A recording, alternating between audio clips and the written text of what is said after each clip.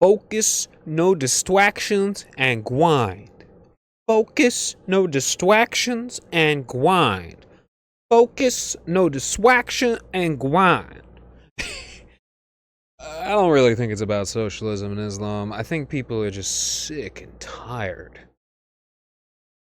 of like comically corrupt levels of chicanery in their politicians. Like, it didn't used to be that way in America, actually. Only about, I don't know, man. It's like it came about in the Obama era, right? Obama's button down bullshit, pardon my French, is exactly what drove people into the arms of absolute charlatans. Because instead of, oh, let me be clear. Let me be clear. Let me be clear. Let me be clear. And like Josh Shapiro talks like that every day, all day.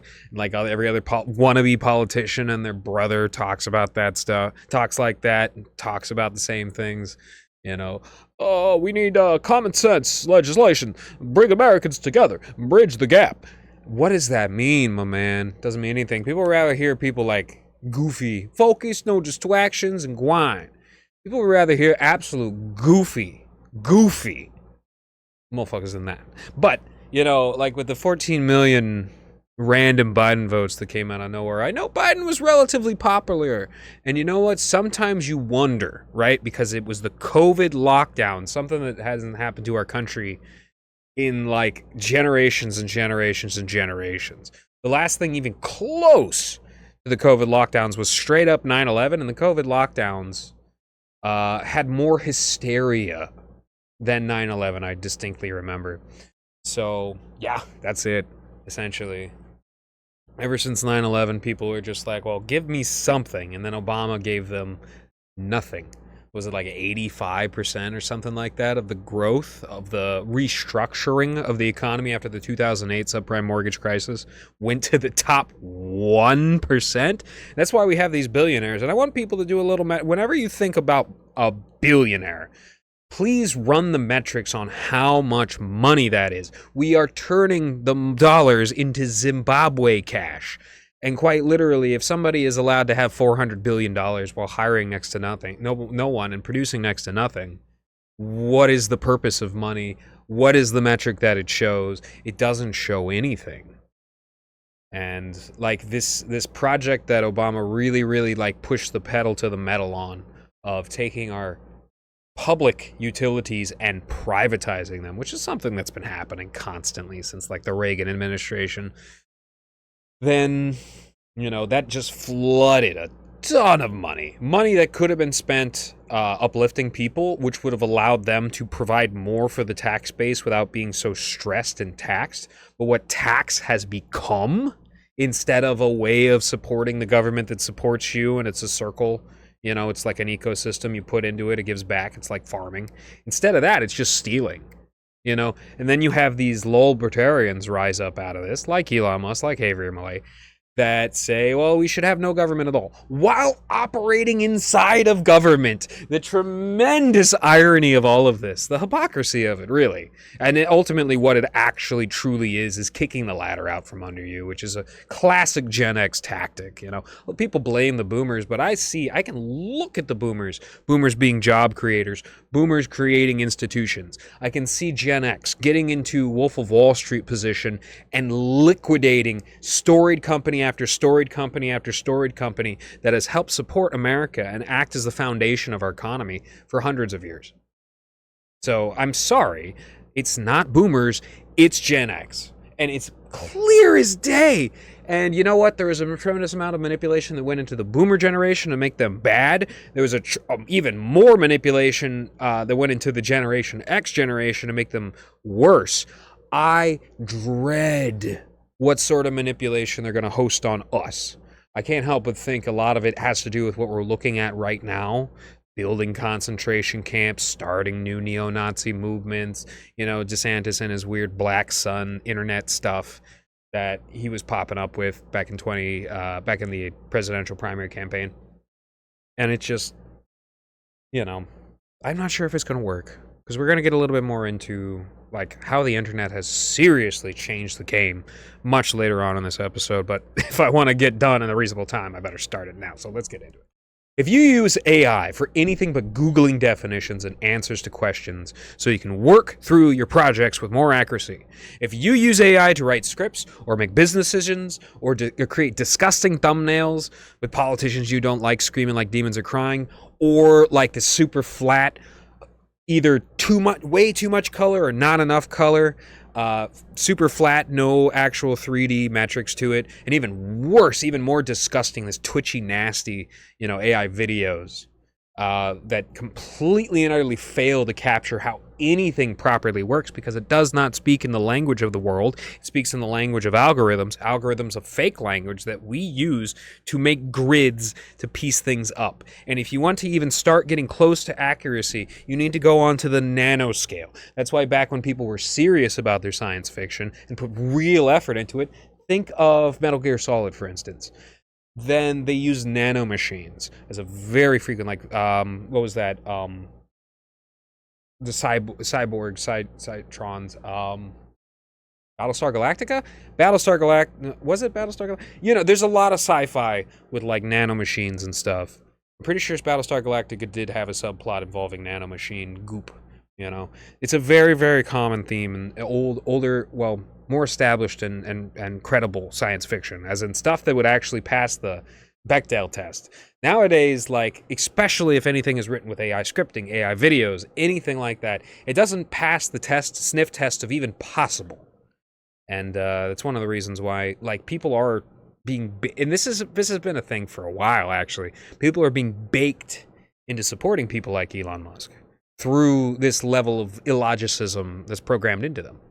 But if you do any of that stuff, like, every once in a while an AI thumbnail, okay, fine. Don't do it all the time. Trust me, don't do it all the time.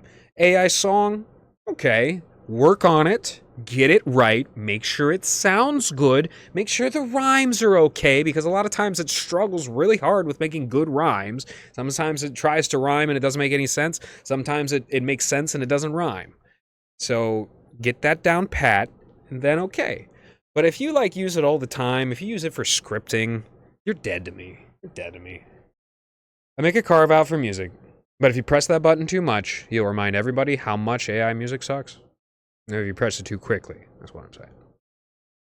Between the Diddy trial and the DeSantis concentration camp, you have a few instances where people can finally say, yeah, these issues would have gone better under Kamala. But, a big thing to note in regards to the concentration camp is the people they're being filled with were trafficked into the country by the Democratic Party and adjacent NGOs. And unfortunately, yes, Novus Ordo Catholicism as well. People ignorant of the road ahead of them,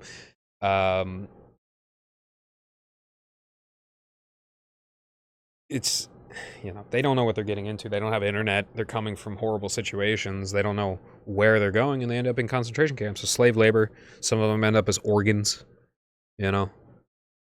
Literally, Israelis taking welfare and then buying organs. There's a huge organ trade that Israel is involved in. I'm not joking about that. I'm not over-exaggerating it. I think Israel is the #1 organ trader. So, like, you go to Mexico, you wake up in a tub with your kidneys missing, those kidneys are going to Israel, because that's who's buying. And who's buying children? Well, that's an international market of pedophiles, but its managers are Mossad and the CIA. They're buddies, like one-to-one translation of what the CIA did. The OS, Operational Security Organization, that predated the CIA. It was different, but Mossad and the CIA, like, did a fusion dance and merged, and that's basically what's running the show behind the scenes after the Kennedy assassination.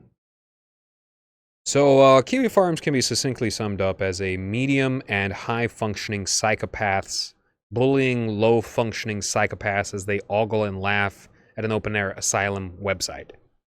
That and politics. But, other than copying and pasting from other websites, the commentary offers very little. I mean, if you want people to joke about rape and genocide while you read your news, sure, that's the place for you. But You won't come away from the website with almost anything of value most of the time. There are good people there that try and make, trust me, they try and make the world a better place. But I would imagine a lot of them are leaving. I've seen a lot of them leave. You know, Cat Party was a good instance. I don't think he came back when he realized the sort of things that were happening to the website. You know, I almost ended up attending his website, his wedding, but you know, things don't work out all the time. I feel a genuine desire in me to up the ante, to sit down and plan a proper way of attacking the website, of attacking Null's public career, his public plans. You see, as a private citizen, I don't mind. I don't want to touch him. But as soon as he starts involving himself in politics, in the goings-on of other people's lives, he leaves himself completely and utterly open and liable to justice, like real hood justice. That's exactly what I'm thinking about. I'm thinking a lot of things. I'm making a lot of contingency plans that, depending on how things go in life, various roads can be clearer when we start to approach them, you see. This is empathy 101. And it's a very fascinating thing that Null once said on his podcast, back when he was thinking, back when he was listening to people, back before he used ChatGPT for everything, back before his IQ started to like dwindle down, back before he sold out, started to get fat and lazy off of the wealth of his donations. He said that the people that end up being the biggest detractors of somebody, the people who put the most effort into their Kiwi Farms pages, are people who used to be fans, who loved those people, and were burned. It's big thing. Very interesting to note. Something to remember. It's not like I can do anything as damaging as Kiwi Farms does to itself. But regardless, there must be some organization I can join, something I can start, some snowball to start rolling, some way of spreading the information that Null is a pedophile, and his pro-Israeli neo-Nazi website isn't a free speech haven, but instead a septic tank of degeneracy operated by degenerates, where people are groomed into further degeneracy. It happens in public, and it happens even worse in the DMs. Terrible things are happening to people on that website psychologically. And for the sake of all mankind, it must be addressed properly. There must be some form of course correction, either internally or externally. I'll be thinking. I'll be planning stuff out. Best believe me. You know, Kiwi Farms is a pro-lolicon website, you know. Just was 9chan. Much to the chagrin of the elder users and myself while I was there, I blocked every single anime avatar that I could. He has allowed pedophiles a corner of his website, just like he did with 9chan. Like actual pedophiles, and they can post pro-pedophilic stuff on his website, just like he did on his other website, 9chan. Like, they literally could post child porn on 9chan. He allowed it. He allowed them a sector. And he admits to that. It's not a secret. And now he's trying to run damage control after going viral for being a retarded Shabbos goy, since everybody remembered he was a pedo. Suffer! Suffer! Slobber butt! Suffer! Suffer, you fat slob. I bet you wanted to go to their Pizzagate parties, didn't ya? All I wanted to do was help you. And help people on your website. That's all I wanted to do. And you stabbed me in the back. You pathetic piece of crap. Well, you get what you fucking deserve! Alright, off of that. Scientology is probably also a Zionist slop. Hollywood material cult. Makes sense. But if you look at what the washed-up actor Tom Cruise is doing, he's starring in a movie where he bombs Iran. Every time. Every time. They really think that's going to work on us still? Good golly. A lot of younger people don't even know who Tom Cruise is. They don't remember him jumping on the couch. They don't care. Okay? A lot of younger people, especially people my age, as in like younger middle-aged people, We remember Scientology from South Park. We remember what these people actually believe and the insanity of Tom Cruise. And they fought uphill, getting sued unjustly, mind you. As litigious as Scientology was, it lost. And that is something important to note. For real. So I was thinking, ICE is going to need so many new workers so quickly. And they consistently weed out kinder people. This isn't an opinion. This is a statistical fact of how ICE operates. Good people cannot abide by hearing the screams of a mother being ripped away from her child. Good people don't work at concentration camps, not even the janitor. And in fact, it's probably likely that a vast majority of ICE agents will either be psychopaths or people too autistic to have human emotions. And this will pose its own problems. Managers, psychopaths, workers, severely autistic, right? Because there's lots and lots of autistic people being created through our mass poisoning food system.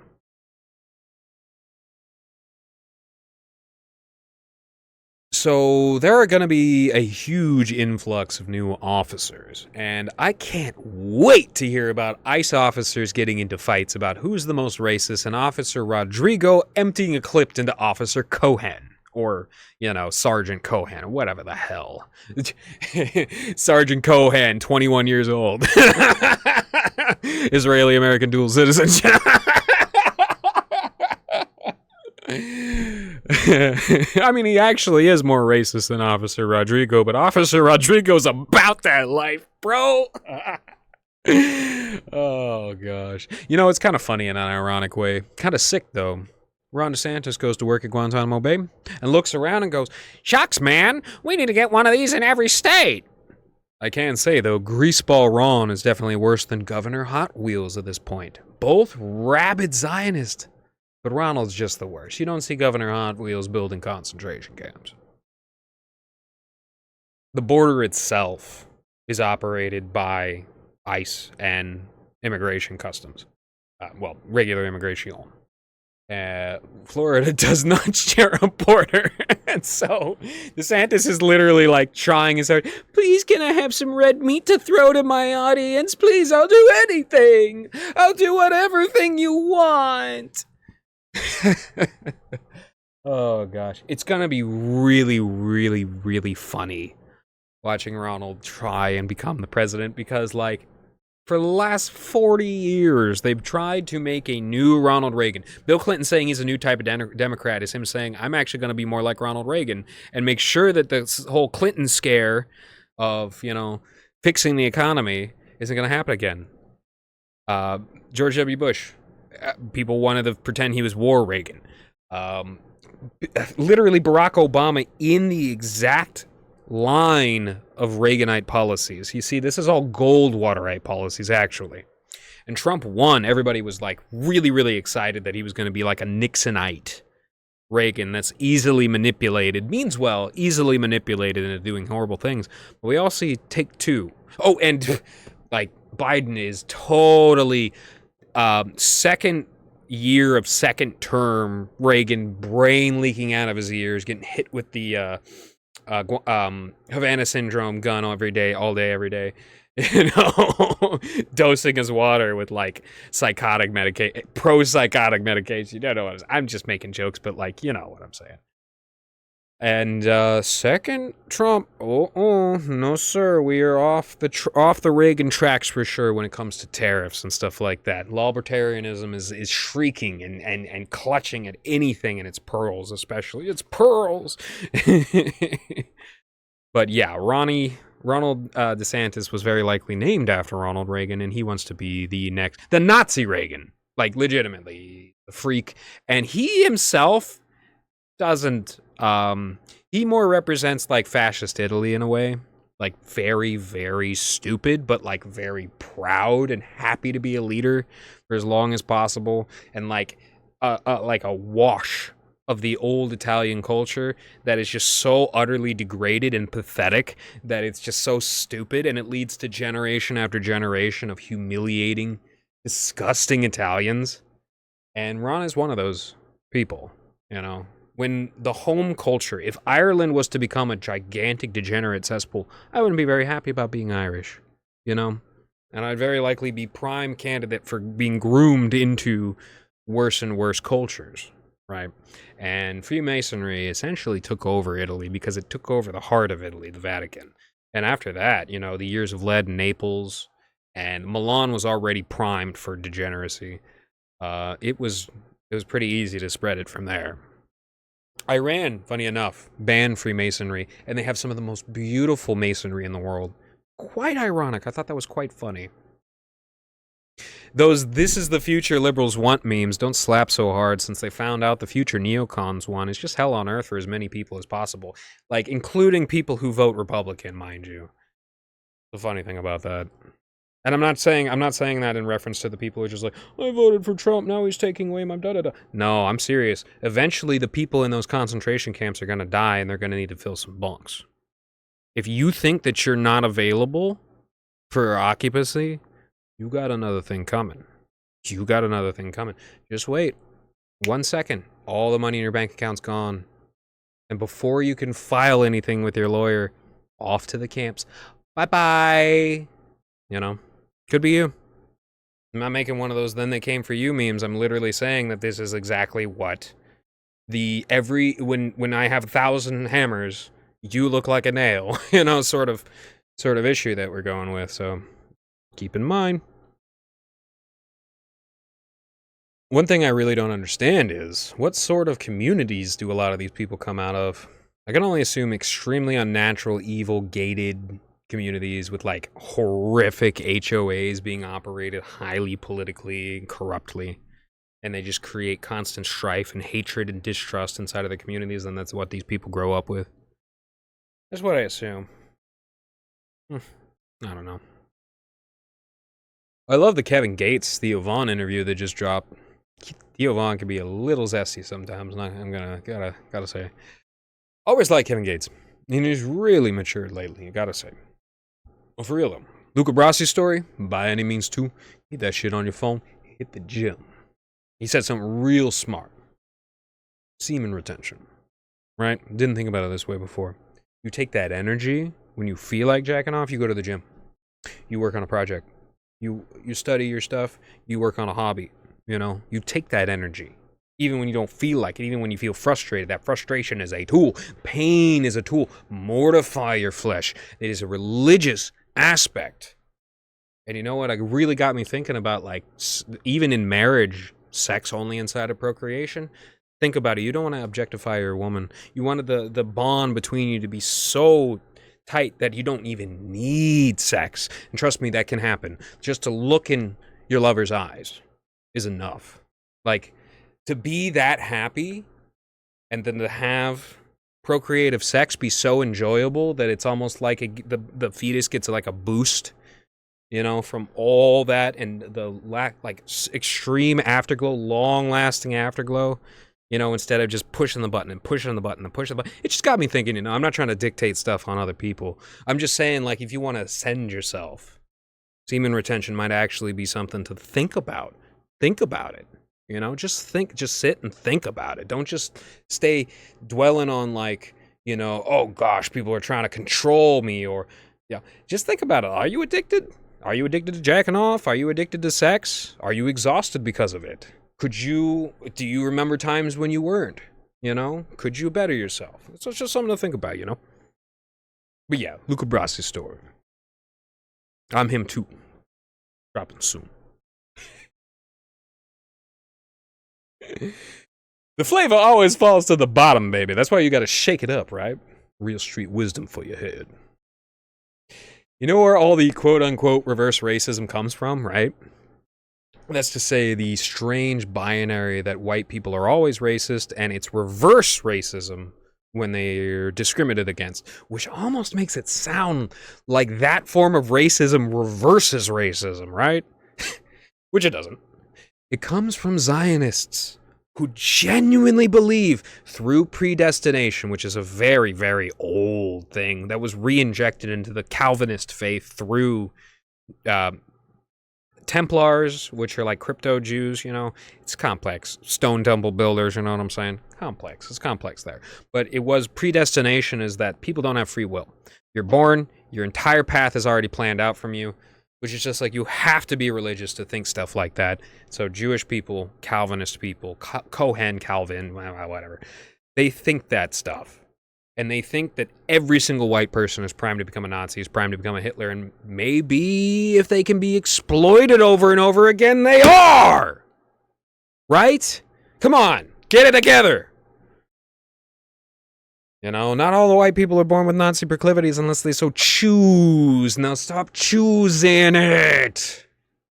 Otherwise, terrible things are going to happen, and the genocide of white people is going to continue over and over and over again. 1 million Germans were executed after the war. Okay? And that's after the demonic, theosophical SS, Satan-worshipping freaks drove millions of men off to their graves. Did you know that mustache growth patterns most often parallel with eyebrow growth patterns? The more you know. Isn't it wild that we invaded a country under the Clinton administration that is known as the graveyard of empires? For 2,200 years of defensive supremacy, it's been known as the graveyard of empires, and we went in there with guns blazing. Oh yeah, we're so different. They say that you can rent an Afghan's loyalty, but you cannot buy it. It will never be yours. You're only leasing. All while Clinton got his orders from Jeffrey Epstein and Mossad. Fascinating stuff. Now, we know who that ended up benefiting, the opiate companies like the Sackler family, an Israeli family that donated a tremendous amount of money to Israel, who then wrecked. Literally, there was like effective genocide of old Florida culture through the opioid crisis, and curse all those evil people. A lot of the doctors were Jewish, but there were normal doctors who just took handouts, payoffs, similar to how Null is being bribed and paid off. That's the exact mechanism that created the opioid crisis, and it destroyed Florida. And now in its place, as I've been saying, Florida has been replaced. A lot of good people have moved. There's for sale signs everywhere. Florida has been absolutely replaced with some of the most demonic people on the entire planet. Like, the race used to be predominantly white. Now it's all mixed up. I don't really care much about that, but the people coming here from all around the world are sick freaks. The sort of creeps that would run a kitten over in the middle of the street, as I've said before. And I know cats actually listen to that, and I hope that didn't make them upset, but it is what it is, man. This is what's happening. I really hope Cats wasn't, like, ethnically Jewish, because that might have hurt his feelings a little bit. It's not about, don't let the Zionist fool you. It's not about race. Everybody has a choice. And some of the best Christians have Jewish blood, like Father Seraphim Aldea of Mole Monastery. Some of the best Christians have Jewish blood, like all the apostles, like Jesus Christ himself.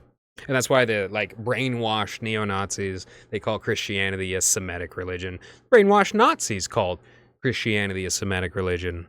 Like, you had to practice some form of non-Christian occultism in order to be part of the SS.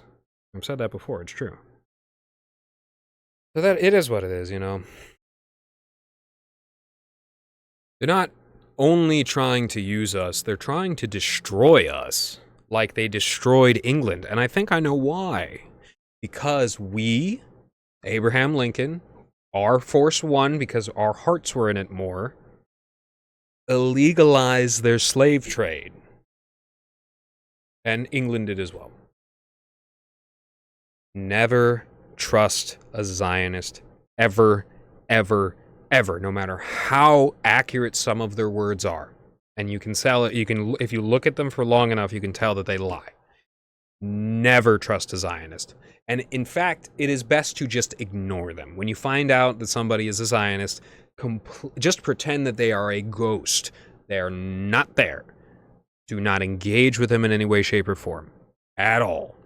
Unless, they're in a position of power, in which case you have to pull out all the stops and intelligently, with patience being the mother of all virtues, pride being the mother of all vices, patience being the remedy to pride, with patience, you must destroy their public ambitions. which is your right in a democracy. You must destroy their public ambitions. Egypt has gone in a bad way over the years. I've watched ancient churches mysteriously burn down. I've watched beautiful architectural structures that have stood for hundreds and hundreds of years being bulldozed to make roads. And those roads will enable people to come in and go out quickly enough to rob the locals that live there, and it already has. The United States has given Egypt $180 billion. They are the second largest recipient of government welfare overseas behind Israel at $256 billion. This is before the recent spat where we spent several billion and several hundred million in order to defend them from an offensive war that they started while we were in the middle of peace talks. And what that $180 billion in Egypt does is undermine the grassroots economy, just as these $250 billion undermines the grassroots economy of Israel. The people on top who are operating everything, they get everything from overseas. They don't need the Israelis. They don't need Jews at all. All they need is the welfare that we provide them. And this is one of the big issues. Of course, they're like a Canaanite Moloch-worshipping cult that literally actually enjoys killing children. They think that it somehow increases their standing, because for them it's a sacrifice. They don't understand that Christ has already wiped away the earth's need for sacrifice, regardless of how much they bemoan it, which is unfortunate that they're stuck in that sort of mindset, but they've been lied to and manipulated as well, no matter how powerful they think that they are. The deals that they made, those Cinchian deals, will always come back to bite them. Every single time. Every single time. When Henry Kissinger's life flashed before his eyes, all the sex he had with beautiful women, the lavish parties he went to, the fine architecture, that was dust in the hand. How he made people feel, the pain and suffering that he caused, was given back to him 100-fold. And this is the reality. This is why people change so drastically when they have these near-death experiences, because they come back and they go, oh my God, I just saw everything, and I understood everything, and I felt everything, and it stretched into my existence for all infinity and eternity, and then I came back. So yeah, keep flexing. Keep flexing. We ain't living in the meritocracy anymore. You ain't shit, buddy. We ain't living in the times of Arnold Schwarzenegger anymore.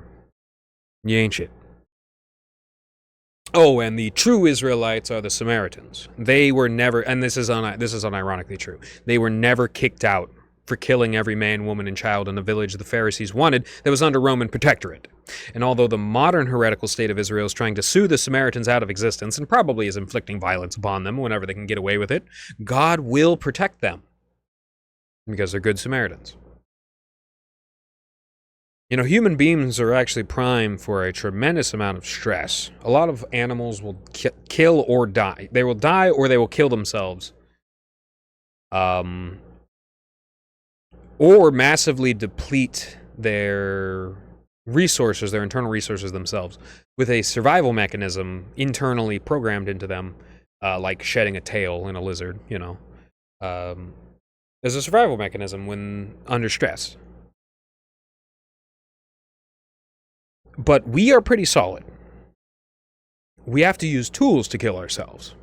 And that's fascinating. I think the baseline anxiety and anxiety attacks, basically everybody gets to some degree, is the exact mechanism that trains us to handle such high sustained stress levels. Sustained actual physical stress levels that would happen when we were running long distances, which sets us apart from any other animals, how long we can run in our long distance running potential. Black, white, Native American. I think to a lesser degree Mongolian. It's weird. I think eating the horses, drinking the horse milk, and just living with horses constantly, riding them from a young age, it's kind of actually changed them, And who knows how deep the rabbit hole goes. But that's something for another episode. Love Mongolians. Goddamn Mongolian! Goddamn Mongolian!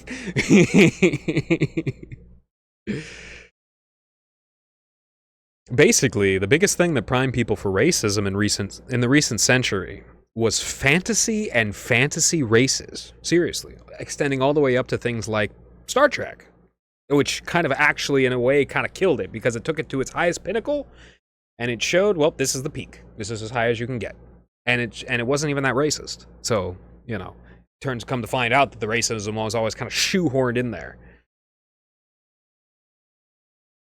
George Floyd is racism, and Derek Chauvin's knee is people being able to see racists posting on the internet. Isn't that funny? I think that's funny. And that's the way things go. I remember pre-Xanax coma Jordan Peterson saying something very profound. How the internets and their ability to transmit video and audio is like a new Gutenberg revolution. The Gutenberg revolution is the revolution of the printing press, the Gutenberg printing press that allowed people to have, knowledge shared with them at a tremendously fast rate, which actually caused tons of issues. Led to 2 world wars.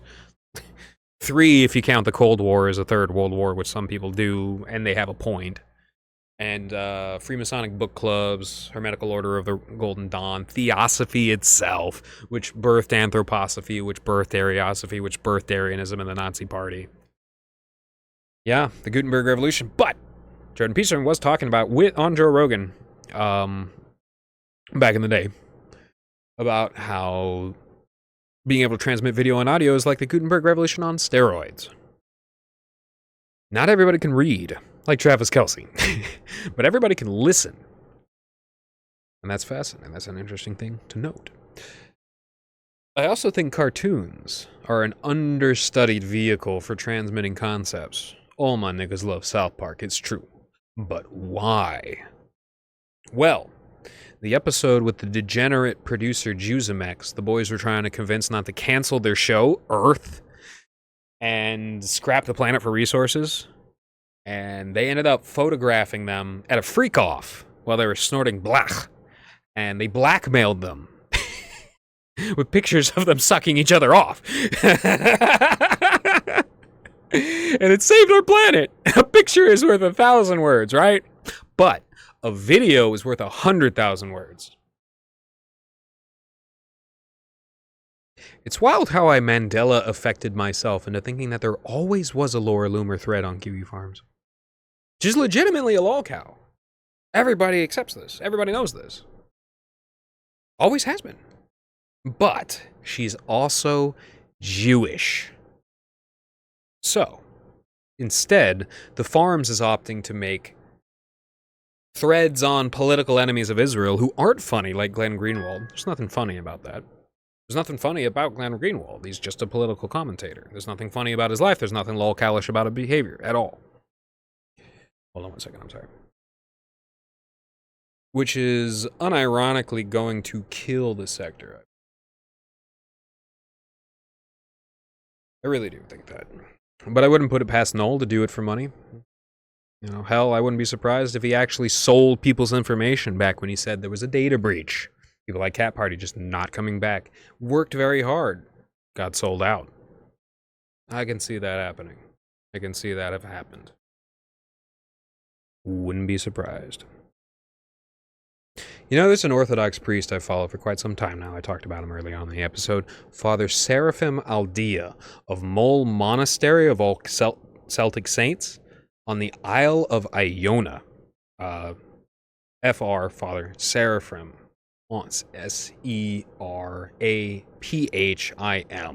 on YouTube. Very nice. It used to be Mol Monastery, now it's Father Seraphim. And I followed him for quite some time now, dating back 5 years ago to when I was a practicing Orthodox. And he made like $1.2 million, but it never went to his head. He only became more holy over the years, which is even more impressive than austerity. And it goes to show, it ain't about the money. It's about how it affects you. It ain't about the money. It's about how you use it. It's not about the size of the boat. It's about the motion of the ocean. You got that? Good. All right, everybody. Hope you all have a good one. Hopefully we can get that Judas Chew interview out soon. We're working on it. All right, y'all. Everybody take care. Have a wonderful 4th of July. That's coming up. That's Tuesday, or that's tomorrow. Sorry. Friday. And everybody have a good one. Cheers.